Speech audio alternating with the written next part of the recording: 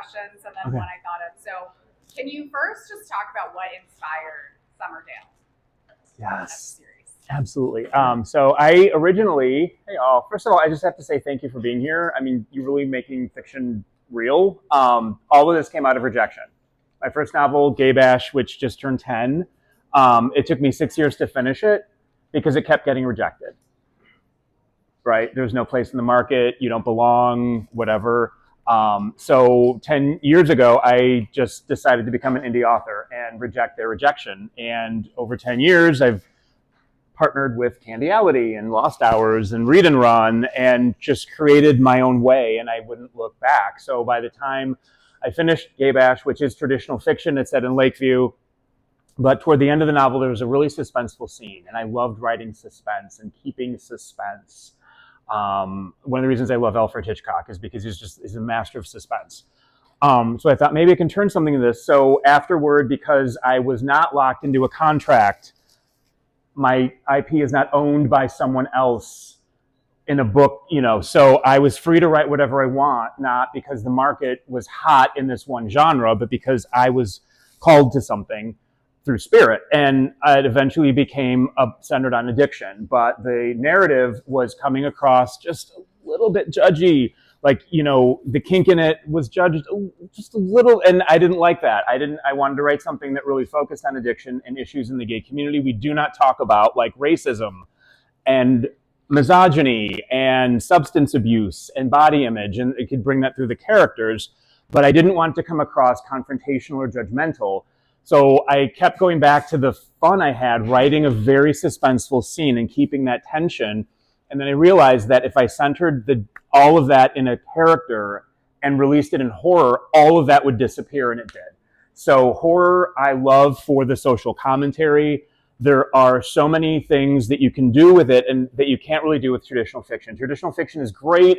I love literary fiction, but there are guardrails in voice and what you can and can't do.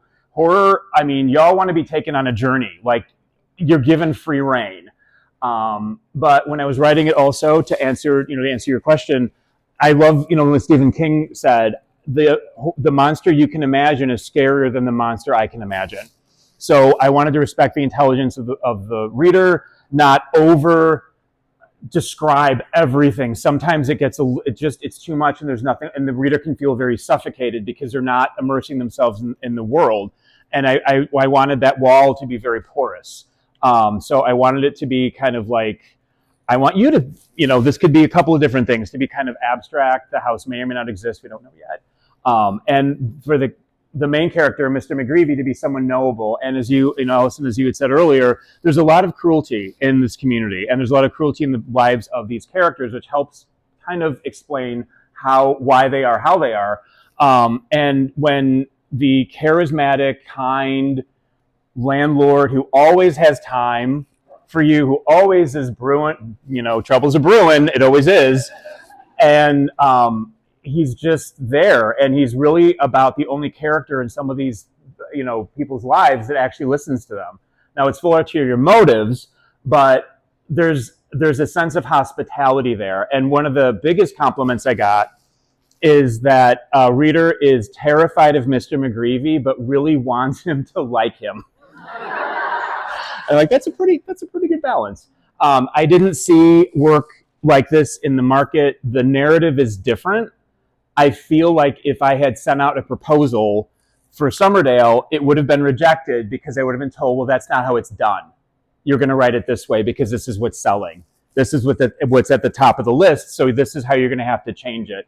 And I wouldn't have wanted to do that. I didn't have to do that for my first one, and I'm definitely not going to do that for 1, 2, and it's coming up in 3. So finding something where I could make a contribution in the market in some way of fiction was the inspiration, and then just sticking with it. No one's going to get rich writing an ebook. So it's really for the love of writing and sharing a story and connecting with people. And that's why I continue writing. It just, events like this, really, I couldn't have imagined this 10 years ago. This is what I was dreaming of, hoping would happen.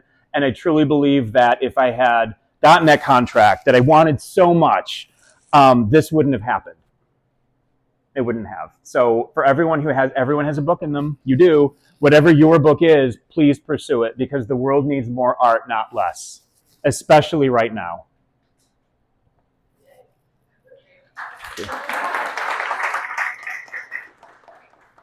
So my next question is, if you saw when you come in, Summerdale 3 is coming June 13th, 2025.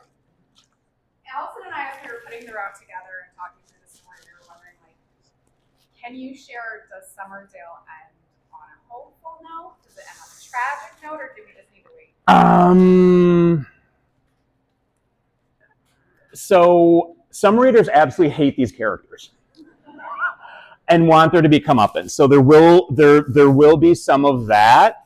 But the tagline really is the house always wins, and that's what's going to happen. I did choose the date specifically. It's very specific to Andersonville.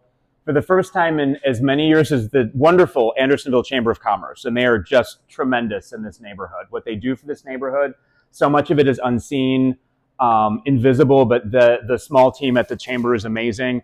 For the first time in as long as Laura could remember, Midsummer Fest is going to open on Friday the 13th of June. So it was meant to be. So the book literally will come out at Midsummer Fest. That is the first time it's going to be available. I'm trying to work out something the day before with Women and Children First to have a reading. It's, like buy it that day. As Tim said earlier, every small business owner struggles every day to keep their doors open, and we have got to support our small businesses. Andersonville is, we said Swedish, gay, all absolutely, but it's also known as the shop small capital of Chicago. We're the ones who keep the doors open, so we've got to keep supporting our small businesses. I never would have gotten Summerdale Crunch if I had gone to, a big candy maker. They wouldn't have even talked to me. Candyality did. I go to small coffee shops like the Lost Hours because I'm made to feel welcome. Like I'm not taking up space. They get to know me, and I see possibilities in having events like this, and I love doing that. And Allison, what you've built with Read and Run is absolutely amazing. I mean, this is a woman-owned, started, she's turned this into something absolutely amazing from an incredible idea, and I love talking about it at my festival. So thank you, Allison.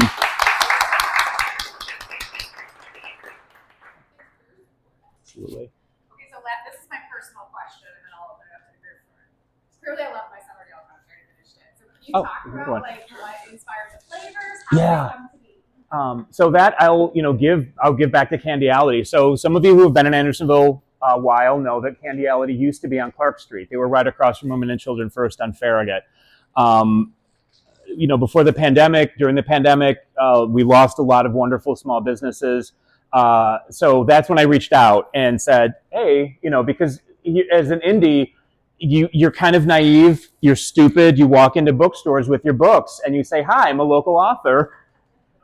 I mean, literally, that's what you have to do. Quiet authors get nowhere.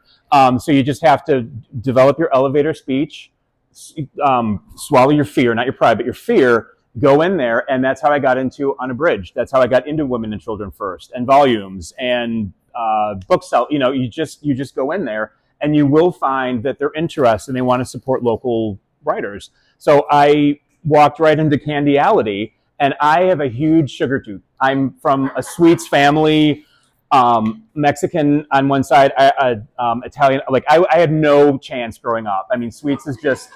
So I love when I'm writing, I'm always eating, munching on something. But I thought, you know what, brand something. And so I went into Candyality, amazing small business. They're still in Lakeview. They're right next to the Music Box Theater. And I said, hey, I have this, Therese owned it at the time. I have this idea of this book. And she was immediately intrigued by it. And she saw some possibilities because they already made wonderful varieties of caramel corn, but not one that was tied to anything specific in the neighborhood. So Therese that was some appeal there. And Allison, who still works there, Allison Rose, she came up with it. And she's like, oh, let's do this and let's throw this in. And then all of a sudden now there's chocolate covered pretzels and now there's drizzle. And the cherry on top was the ghastly candy eyes. And what she does, and again, this is why you really support your small businesses, it's not just scooped into every bag. She is very careful about how the ghastly candy eyes always look out, because the eyes of the landlord are on you, and she wanted that to come across very subtly. So we've worked, it hasn't changed in many years. I think we're going into our 4th year of this partnership. It's a woman-owned small business, again, on Southport by the Music Box. And I'm hoping that this is something that will continue. And what they've said is people who don't even know what Summerdale is, like the caramel corn. So it's helped them grow their business. So I'm hoping that there's something else, that will continue scaling. One day this will be on Netflix, and hopefully that will take off. And I want to remember and bring up the small businesses that believed in me. That's just fair. That's just good business. That's just being a good person. Thank you. Other questions from the group? No, I think. Oh, yeah. Hi. Hey. Well, first I wanted to make a comment. The comment is you mentioned about not wanting to be judgmental, but confrontational, and I did want to say I really appreciated that, because I noticed there wasn't any harsh slurs for people with addiction, with Eric dealing with alcohol, use. Yeah. There's something like alcoholic, you're drunk, and so I really appreciated that, just because those words can be really degrading with someone who deals with addiction. So thank you. And so my question for you is, so you, I think, wrote the addictions so well, because sometimes I would get really frustrated with the characters, but I just felt like they kept making horrible mistakes. But I'm speaking from privilege of I don't know what it's like to deal with an addiction. So I wanted to ask you, what did you do to write that so well then? Did you, how did you research that? Do you know anyone with addiction, or what? Yeah, the one, so addiction, thank you. Yeah. I think the one that I put the most into was Aaron, and I think alcoholism has touched a lot of our lives. I've had to step away from alcohol myself when I felt myself getting a little too, this is feeling too good.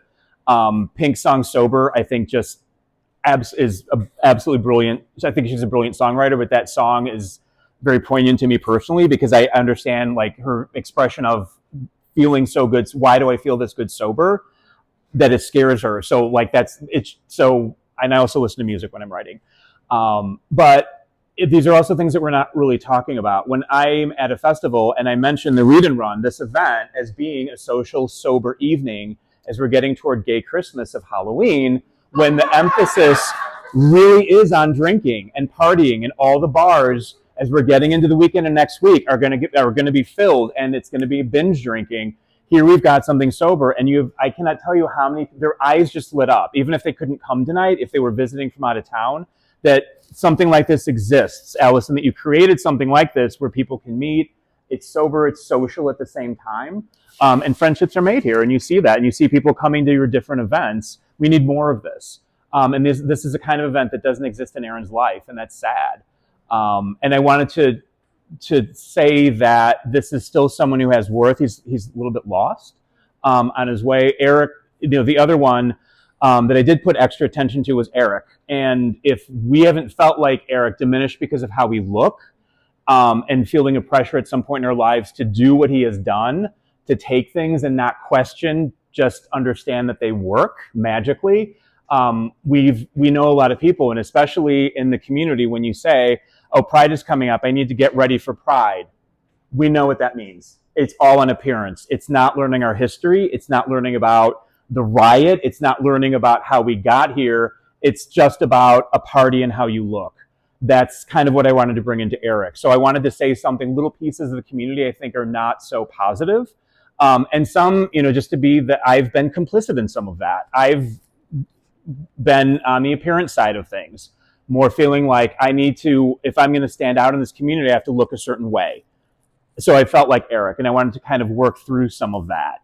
I also was writing this. So the first one came out in 2018. So I was kind of reflecting early. I'm 53 now. So I was reflecting more on my 30s and 40s and feeling like youth is escaping me. Youth is so valued in this community, how you look, and what guys going into their 40s and 50s are doing to appear younger.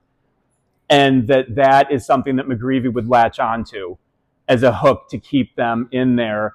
and something working and getting him more and more isolated out of his life and more comfortable living in the house, where that's the place where he feels the most safe, because he's getting everything that he needs, as long as he is complicit with what McGreevy is setting up, which again is a good lead into what happens in Summerdale 3.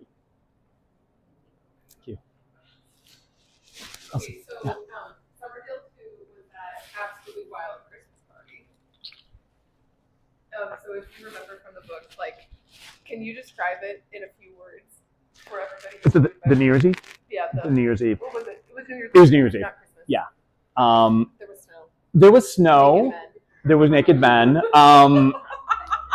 So, yeah, Aaron is suddenly you can have people over at the house. That was always the rule. You can't have anyone. But suddenly, right? It's New Year's Eve.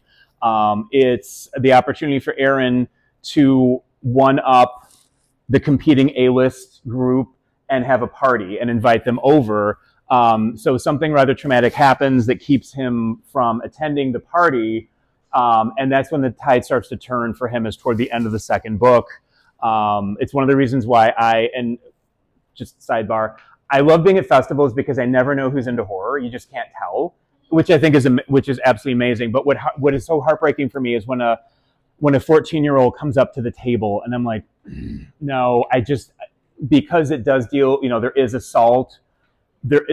I have to, say no. But there is, that does happen in the second book. But the whole thing is that he is so focused on showing up the other guys that he is taken from that, and he doesn't even get to enjoy the party. He's so obsessed. Like, I also have the line, like, he's so obsessed with his charcuterie platters. Yeah. Wink, wink. Exactly. My question around that was that party minus the cannibalism inspired by any real life party that you have been to or that happens every year in this area or in Lakeview? So cannibalism, no. So that's a no. I don't know, Layla, maybe you have more historical insights, but but to your point, and Layla, thank you so much on the history and what you shared with us. The nicked up kitchen table is a butchering table. There is reference to a shambles, which is something we use in common language today, which is also a butchering term. And then there are the meat hooks on the conveyor going down into the basement. And that at some point, where in that scene with Aaron in the basement, when the assault happens, somehow this gigantic butchering table happens to be in the basement as well. So that does play a big role, as well as what is on the meat hooks and what may or may not appear on the charcuterie. The joke, and I do try to bring in humor into the story, is that Mr. McGreevy is questioning why Aaron is spending so much money, so much time on the charcuterie, when he says, well, it's not to be eaten, it's just for people to look at and take Instagram pictures. You're like, well, none of this is to be eaten. I'm not inviting bears or anything. So that's something else that I've heard, more of a bear here, that I'm trying to get like a little bit of humor and just get to Aaron's ridiculousness, and that he's just kind of little gullible, sometimes not quite aware of what he is saying, especially in the first book. So yeah, the meat, he's always, McGreevy is always making something that definitely rolls into Eric because he is a bodybuilder. So what he eats is that's very, very important to him. And then he'll also make a wonderful dinner for David when he gets a promotion. So the kitchen is very important to this story. It's kind of the heart of the story. It's also typically the only place you'll see Mr. McGreevy. He's so far not anywhere else. You don't see him outside. He's not at the Lost Hours yet. He may be. I will absolutely warn you before that happens. So yeah, it is the heart of the story. I grew up with a cooking family, and that remains something that's important to me. So yeah, these boys eat a lot, especially Steve.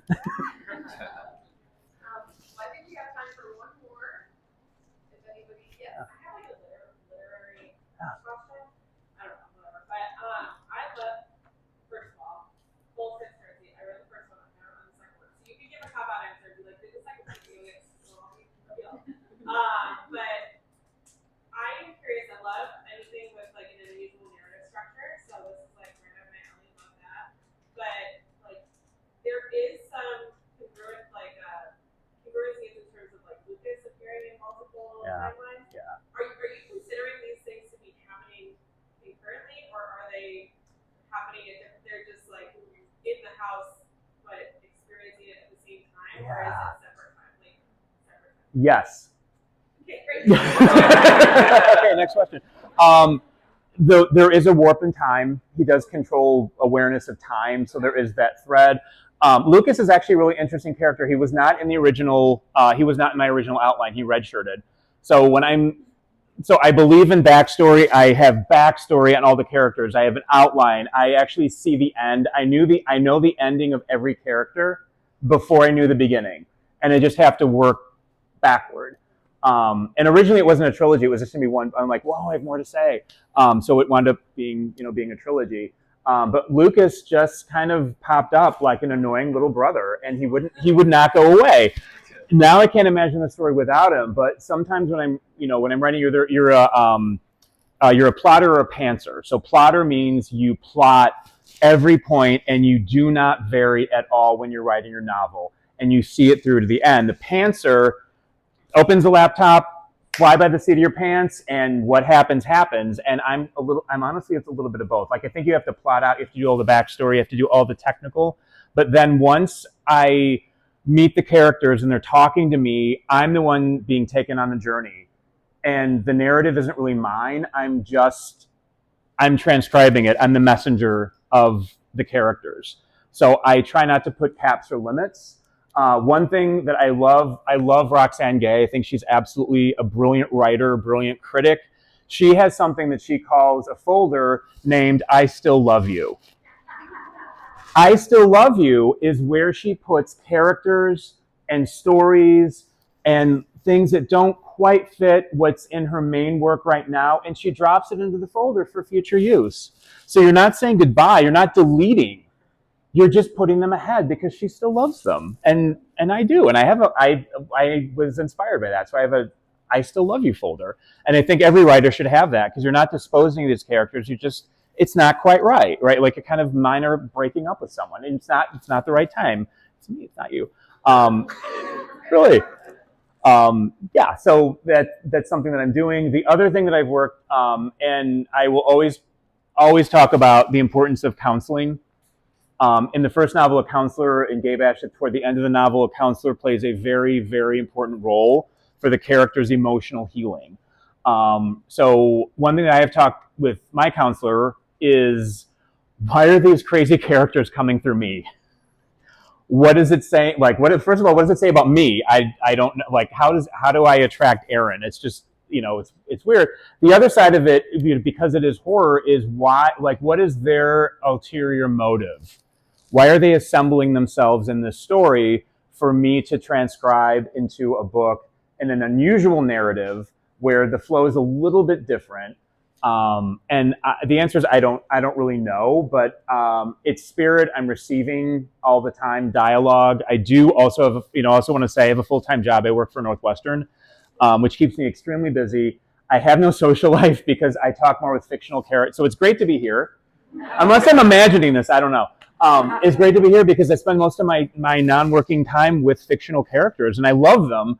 But something has to kick, and it's really having more of a relationship and a social life. It is my addiction. Yeah, writing really it is. Yeah, so it's something. But again, everyone has a book in them, whatever that is. I often think when again, I'm 53, so I have more career years behind me than before me, and that's just something that you have to come to terms with in our capitalistic society. But when I'm thinking of the career ladder and where my peers are, and I hate LinkedIn. I hate LinkedIn more than Instagram because I see where people I graduated with are and their titles and what they have and all. And like, I don't, because 10 plus years ago, I chose the path of an artist. And there's no resume for that. And there's no MBA for that. And you just have to be led by that and rewarded by that. So when I think of 10 years from now, 15 years from now, as I'm contemplating, retiring, I want to look back at kind of like the near top of that ladder, and everybody has to drop things along the way to end up where they're going to be, whatever that dream position is, whatever that is. What would break my heart more is dropping the art that I was gifted and encouraged as a child And I wouldn't trade that for the top CEO role or anything. That's what would break my heart looking back at my life. What would I regret? It would be losing the artwork.